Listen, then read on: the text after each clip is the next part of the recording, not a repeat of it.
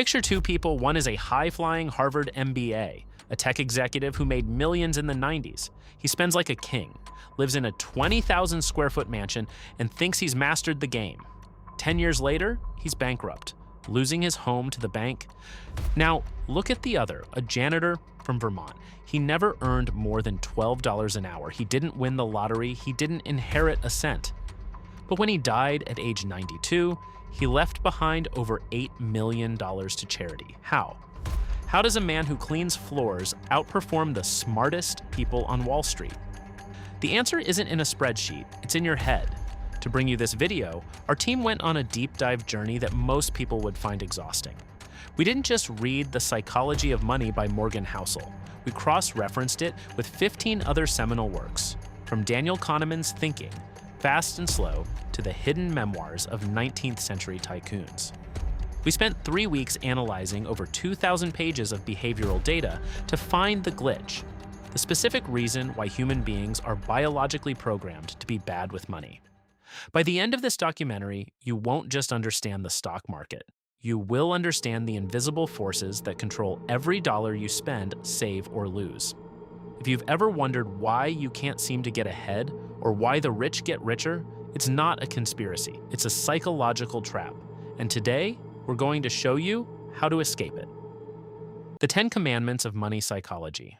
Number 1, the no one is crazy doctrine. Every financial decision you make is a reflection of your past, not your potential. We like to think we are logical, but we are actually emotional historians. If you came of age during the 2008 crash, your brain is physically wired to fear the market. If you grew up in the 2021 cryptomania, your brain is wired for FOMO. You aren't being reckless or timid. You're just a product of your era. The next time you see someone making a stupid money move, realize they aren't crazy. They are just playing a game based on a map you've never seen. Number 2, the seduction of pessimism. Why does a market crash headline get 10 times more clicks than a slow growth report? Because pessimism sounds like an intellectual warning, while optimism sounds like a sales pitch. Evolution taught us that the person who expects a lion behind the bush survives. The one who expects a sunset gets eaten. But in the modern economy, this survival instinct is a wealth killer. Pessimism will save your life, but optimism will make you rich. You have to decide which one you value more today. Number 3, the man in the car paradox. This is the status trap that keeps the middle class broke. When you see a guy in a Ferrari, you think, wow, he must be successful. But here is the secret. You don't admire the man.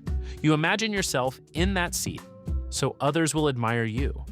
We spend money we don't have to buy things we don't need, to impress people we don't even like. Wealth is the luxury you don't see. It is the option not yet taken. Number 4, luck and risk, the invisible twins. Every success story is 50% effort and 50% something you can't control. Bill Gates went to one of the only high schools in the world that had a computer in 1968. If he hadn't, would there be a Microsoft? Probably not. We tend to judge our own failures as bad luck and others' failures as bad choices. Respect luck when you win, and respect risk when you lose. It keeps you humble when you're up and sane when you're down. Number 5, the magic of room for error. The most important part of a plan is having a plan for when the plan isn't going according to plan. Most people optimize for the best case scenario. The wealthy optimize for the worst case. This is the cash buffer. It's the gap between I'm ruined and this is just a discount. If your strategy requires you to be right 100% of the time, your strategy is actually a suicide mission.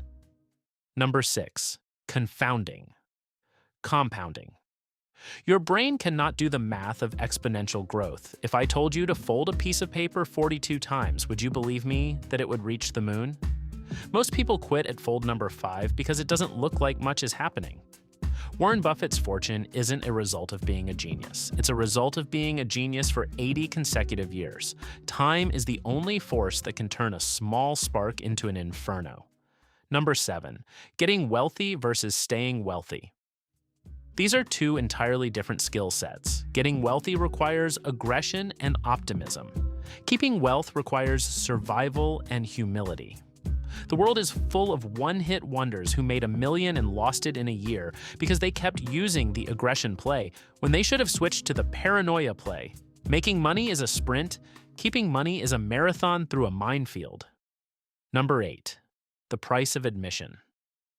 Everything has a price, but not everything has a price tag. The price of investing isn't the broker's fee, it's the stomach-churning fear when your portfolio drops 20%. Most people treat a market dip like a fine for doing something wrong. The wealthy treat it like a fee, the cost of admission for the gains that come later. If you can't pay the emotional tax, you'll never collect the financial dividend. Number 9. You and me are playing different games. The biggest mistake is taking financial advice from someone playing a different game. If a day trader tells you a stock is hot, he's right for his 24-hour window. But if you're a 30-year investor, he's dangerously wrong for your window. Stop looking at your neighbor's scoreboard. You aren't playing in the same league, and you aren't playing for the same prize. Number 10. The freedom dividend.